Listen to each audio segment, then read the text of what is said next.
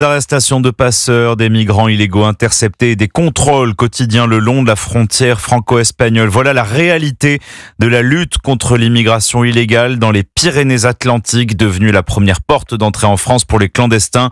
Reportage à Hendaye est devenu une véritable plaque tournante. Stéphane Place. Les différents axes routiers du secteur, les ponts qui enjambent la Bidassoa, le topo, ce petit train venant de Saint-Sébastien, les possibilités de traverser la frontière franco-espagnole sont nombreuses et ses habitants, ces commerçants d'Hendaye, constatent ce flux d'hommes, souvent jeunes, arrivant dans la ville. On le voit tous les jours, les migrants, on les voit circuler dans les rues. Des personnes issues du Maghreb, Afrique noire.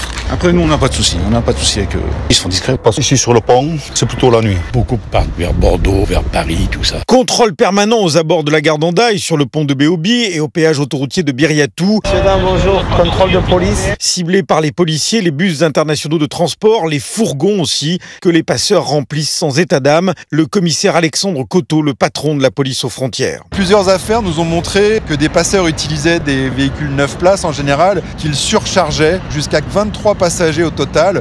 Nous avons connu une affaire l'année dernière avec un véhicule ouvreuse qui permettait de signaler aux véhicules qui constituaient le convoi de la présence de forces de l'ordre. Après un pic mi-janvier, la police est revenue à une centaine d'interceptions de clandestins par semaine, souvent originaires du Maghreb, de Guinée, du Mali, mais aussi parfois d'Inde ou du Bangladesh. Hendaye, Stéphane Place, Europe.